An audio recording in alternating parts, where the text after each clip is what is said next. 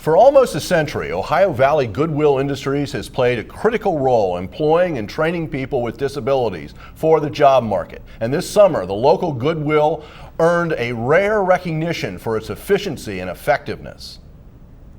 Welcome back.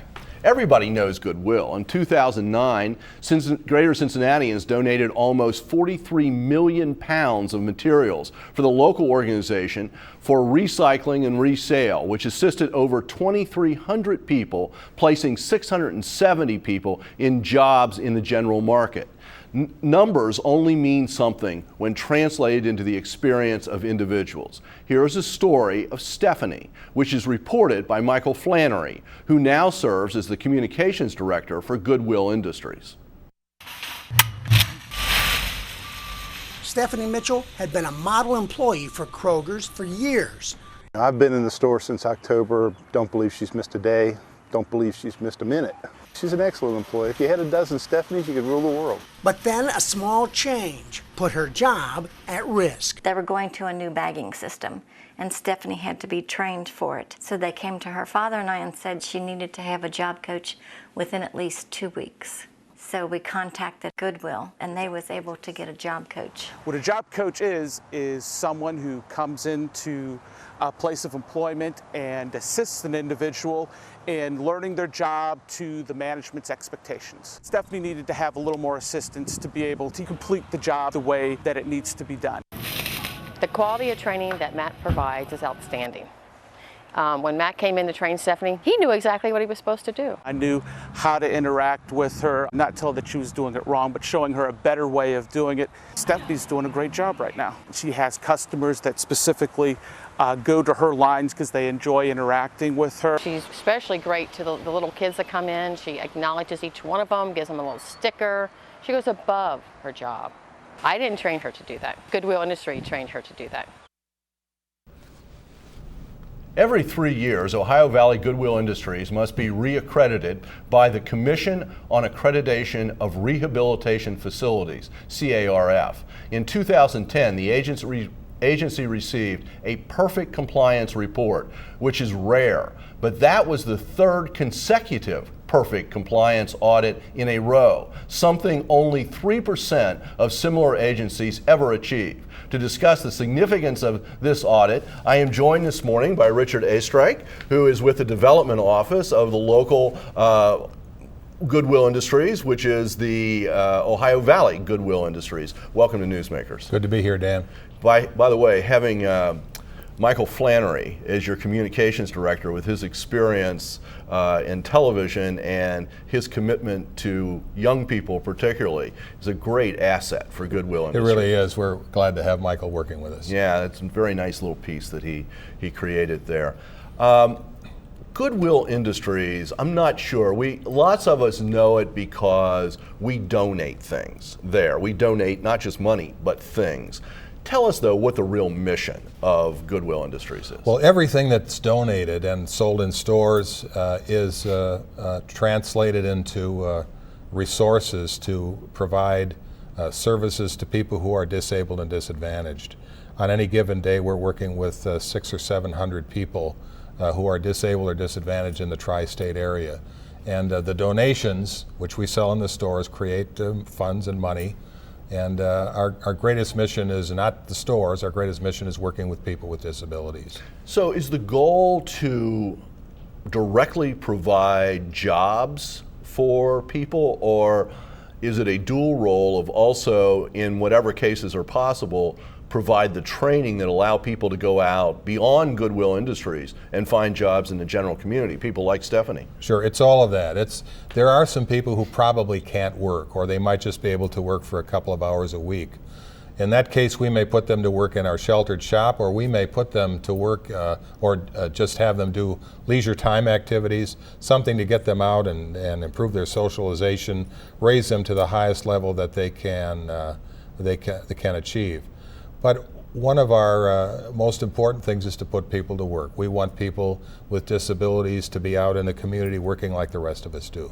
And one of the things that struck me as I read the report, the audit that came back, is this must be a particular challenge over the last couple of years because of the economic downturn. Jobs have been lost. Are people with disabilities particularly experiencing that downturn? Yes, but we're experiencing the downturn both in placing people on the outside and also in the industry that we do inside of Goodwill, where we do our sheltered shop work. We don't have as much work as we used to from the local industry and so on. Placing anybody these days with 10% unemployment is difficult, and once again, people with disabilities all the more so. You know, given that point that you just made, and I had that in the back of my mind when I was reading this report, I want to read one of the points that CARF noted about the Ohio Valley Goodwill. Sure. And I'm quoting, "The organization is commended for its commitment to pay consumers," meaning the people that you work with, "fairly, even at times when work is simulated. This demonstrates the organization's deep concern for the ongoing skill development of consumers, even at times when reimbursable contract work is lean." So the point is that, if I'm reading this correctly, they're commending the local Goodwill for continuing to pay people even if those contracts aren't at full level. You bet. A part of our responsibility to the people with disabilities is to keep them working. If we don't have the work provided to us by a local industry, we will do simulated work. I've been in this business for 40 years, Dan, and I've never seen an organization, if I can just step back from being an employee of Goodwill for a minute, I've never seen an organization do that well. And Ohio Valley Goodwill does it as well as anywhere, and I've been around the country. Just so possibly people who are listening this morning, what kind of contracts for businesses and industries would Goodwill have and maybe want more of so that people could stay at work? Well, we put together parts kits for Ford Motor Company, for instance. We work with packaging things. I think we package barbecue sauce for Montgomery, and I think we've done that for a while. Anything that's a 1- and 2-step kind of thing, that's because we're not so concerned about the actual training. What we're concerned about is people getting adjusted to work, getting into the flow of work, getting a feel for what it means to put in a whole day's work. And so the simpler the work, sometimes the better. Although we can do things that are a little more complex. Usually it's that 1- and 2-step packaging, assembly kind of thing. And do most of the people that you work with who ultimately end up in jobs in the general marketplace out there, are they people who have they come through the internal process first and get training and build confidence and learn those skills and even the basic idea of what a full workday is? They usually coming through the internal process and then heading out? Yes, that's typical. Somebody might be coming right out of high school. Perhaps they were in special education their whole life. Whole school life, and now would come out and ready to face the work world. And so we'll start with just that, as you say, that training, that adjustment to being in a non-school setting, and then gradually take them as far as they're able to go. Okay. One of the things that this evaluation, this audit mentioned, was that the local Goodwill organization is on top of best practices and meeting standards. Where do you look around the country to learn how maybe to do it better? I know Goodwill is pretty big itself, but where does the local organization look for best practices? Well, for one thing, we're a member of the national organization, and as you say, we get a chance we do a lot of communication among the 180 or so Goodwills around the country. So we get a chance to visit with the local folks and the people in Ohio and people around the country. But beyond that, we've got people on our staff like myself who I've probably been inside of 500 different organizations. I've done over 200 of these CARF surveys that we're talking about now. So I have a pretty good feel from California to Florida to Maine what a good organization looks like. And we tend to bring that back and try things and experiment with things and use best practices. You know, an organization like Goodwill, it's volunteers up at the highest level on the board level. It's staff, it's volunteers, lots of places through the organization. Keeping everybody aligned is on the mission of this kind of organization is one of the key things that any not-for-profit has to do. And it seems to me that that's one of the things that comes through in this report in several places, that you've got all of the people, staff, volunteers, employees, everybody working together on a common mission here. Yeah, that's good of you to notice, Dan. I think that we talk a lot about quality services, and I think one of the biggest elements in quality services is getting good people and keeping them for a long period of time. And we've got a lot of folks at Goodwill who have been there for 10, 20 years and still going. For the Ohio Valley organization, this unit of Goodwill, what do you see in the next couple of years? What's sort of your agenda? I mean, this recognizes what you've been doing and how well you've been doing it. 3 of these perfect audits in a row, as I said, very rare. But what's in the future here? Well, there are 2 things in the future. First of all, doing more of what we're currently doing. I remember when we renovated the building 8 or 10 years ago, we talked about, do you think we'll get 200, 250, maybe 300 people a day that we can work with who are developmentally disabled? Well, now we're at well beyond 350 and 400. So we'll be doing more of that because there's more need and demand out there. But also we're getting into an area called mentoring, something we really haven't done before. These are for high school kids, trying to keep them in school and trying to work with them in terms of their social skills and all of that kind of thing. So that's a pretty new thing. Well, congratulations on this report. Thank you and all the people at Goodwill for the work that you do and the people that you work with, because if we keep our eyes open, we see a lot of graduates of Goodwill, people being helped with Goodwill in the Kroger stores and in lots of other places. So thank you very much. Thanks for having me. Okay. See you, Dan. Thank you for making Newsmakers a part of your Sunday morning. Join us again next week to meet the men and the women working to shape our community for the future. Have a good week.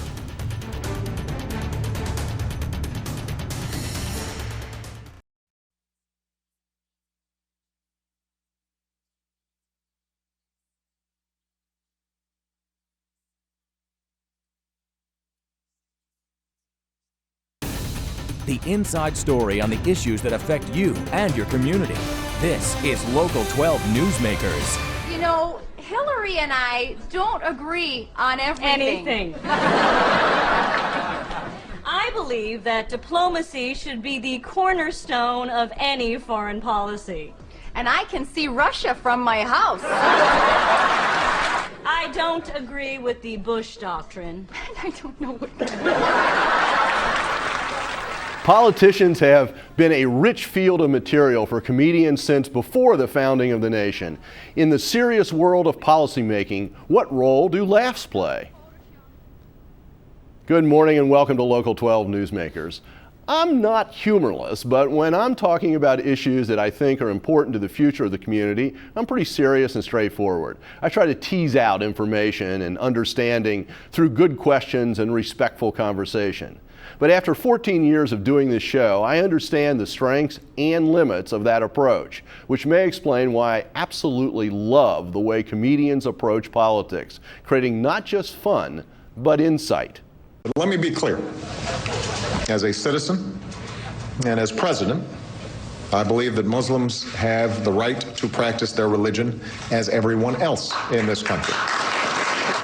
Boom! Religious freedom. Boom! There you go. You can't be any more clear than that. This was the principled guy that people... I'm sorry, there's more? Okay.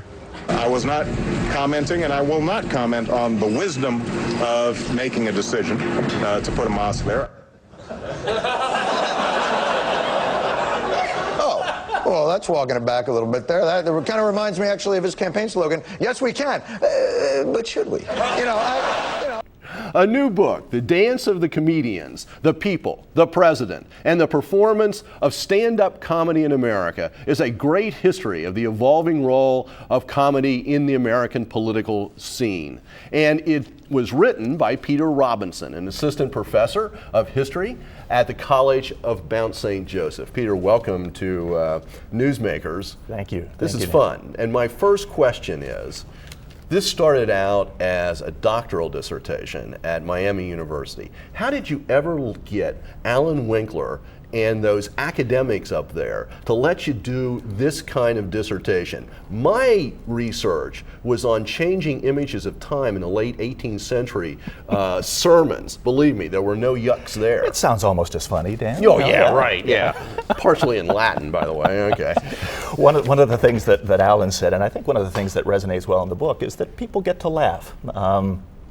Alan Winkler, the fellow faculty members up at Miami, indicated that it was a real joy for them to be able to look at something that was ostensibly a doctoral dissertation, but at the same time be able to chuckle and laugh along the way, laugh with the memories and laugh at some of the issues that are being brought up. But let's be clear, this isn't just about recording jokes that have been told about presidents in the past. This is really an analysis of the role that comedians and presidents, and you describe comedians at this intersection between, the formal rituals of the presidency and the playfulness of people, and playing this role of changing the relationship of the American presidency to the American people. It's very interesting.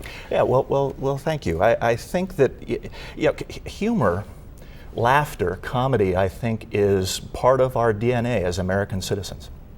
We were coming of age as citizens and as a nation at the same time that what it meant to be, to have a sense of humor, was beginning to take on its modern meanings. The ability to take a joke, to laugh when something is funny, the ability to make a joke, to deliver a punchline. These are things that empower us as Americans, and we've struggled, I think, many times over the years with just how proper it is to be laughing at people in high office, or to be laughing with them, or how proper it is for those leaders to be cracking jokes, if you will, or making humorous light of things that perhaps aren't humorous. But it certainly sells, and it certainly helps to define policy, and it makes those who lead us a little closer to ourselves. When someone is able to get a point across humorously, or able to take a joke leveled at them, as presidents have discovered the hard way, it is generally to their credit. And so I think we enjoy laughter. We enjoy the politics of laughter. You talk about a lot of different comedians, some of whom people will have heard about, a lot of whom people will have, at least I had never heard of before. But Mark Twain, but a pivotal person in this whole process, from your point of view, is Will Rogers, and his relationship to a whole series of presidents, some of whom were better at taking the jokes and fitting in than others, right? Will Rogers was an amazing guy. He was the star of vaudeville. He was the top box office draw in film for the first third of the 1930s. He was ubiquitous. He was all over the media of the day, and this is, in fact, this month marks the 75th anniversary of his death. And when Will Rogers died, he was treated, his death was treated almost as that of a president. People lined up for hours, tens of thousands filed past his coffin. Congress was put into recess. And it's because Rogers, through humor, was able to bring Americans into a closer relationship with the policies that were affecting them, especially going into the Great Depression through the 1920s, and because he had a relationship with presidents that people could identify with. This was a guy who was a cowboy in many respects. Yeah. He was a popular star. He was an everyman, and yet this guy was hobnobbing with presidents from Theodore Roosevelt as a very young man, all the way to Franklin Roosevelt. Well, you have a great section in here about his relationship with FDR and the ability of the two of them to play off against each other. But another president that he knew that, of course, we know here in Cincinnati is William Howard Taft. Are there some presidents where this just doesn't work? I don't think of Taft as particularly funny myself. Rogers loved Taft's laugh. and his grin. And he his did smile. have a great laugh. And he said, he told FDR on the eve of Roosevelt's inauguration, he said, you know, don't forget to smile in the White House. Don't forget to laugh in the White House. The last real laugh we've had was William Howard Taft's. But Taft, for his part, was something of a throwback, whereas Teddy Roosevelt and even the Presbyterian conservative Woodrow Wilson was a little bit more progressive in his use of humor than Taft was. Taft was more old school. Taft was not likely to engage in much humor in the public sphere anyway. Yeah, you know, if Will Rogers was sort of, in your theory, sort of a critical turning point, you know, things sort of explode in the 50s and 60s. And of course, it's a time when America is re-examining so much on a serious level, and so many people were in the streets. And one of the incidents that you focus on is the Pat Paulsen run for the presidency, part of the Smothers Brothers. We have an image. Here's an image of Pat Paulsen. What's the context of this? And talk about why you see this as important. Well, I still, all these years later, cannot look at that image without breaking up in laughter. There's something about that Buster Keaton-esque straight face of Pat Paulsen. You know, this was a comedian. This was a guy who stumbled over just about everything, every word he said. He was part of that great magic of the Smothers Brothers comedy hour. But the fact that a comedian was running for president at a time when the presidency was making such a good case for being laughed at in many ways, sometimes derisively during the polarizing days of the Vietnam War, that credibility gap that we talk about, the difference between what Lyndon Johnson was saying was going on and what was actually going on. Americans craved and seemed to delight, just utterly delight in the slapstick humor, the witty utterings from this clearly inept but wholehearted stone-faced candidate that Americans, I think, through Pat Paulsen, through the popularity of the Smothers Brothers Comedy Hour, saw what I call in the title of the book, the dance of the comedians, really kind of come to full fruition. You know, if this everyman, if this guy, this schmo who can't really speak all that well and perhaps looks a little bit like me or my brother-in-law or whatnot, if he can run for president and get about 100,000 votes in the process, by the way, which was roughly a fourth of the popular vote margin that Richard Nixon had over Hubert Humphrey that year, not insignificant. If a comedian can run for president, maybe our presidents are closer to comedians than we think. No, I think a lot of people think a lot of presidents are. Some presidents really sort of try their own hand. In fact, a lot of presidents try their own hand at humor, some better than others. And your opening scene in your book is of Laura Bush at a White House function where she sort of grabs the podium and surprises everybody and delivers a really great, you know, sort of humorous presentation about her husband. Yeah. And Laura Bush was a terrific comedian. That was 2005. I'm sure viewers remember it got all kinds of play on the media for days afterward. And you know, here was Laura Bush, full of grace, very soft-spoken, and yet here she sees the role of the comedian to put her husband in his place a little bit. It was all done out of love. It was all done out of a great sense of good fun. But Americans had yet another opportunity to laugh with, but also, depending on where you are on the political divide, you know, perhaps laugh at the policies of George Bush. And so humor serves some very interesting functions. we saw in this last presidential election cycle that programs like the Colbert Report, the Daily Show with Jon Stewart, the Tonight Show, David Letterman Show, all of these, it almost became necessary for candidates to appear on those shows and sort of let themselves be pushed around by the comedians. I mean, what do you think about where we are right now with all of this? Well, I believe that what I think about it is immaterial. I think that I think that we are here to stay to a certain extent.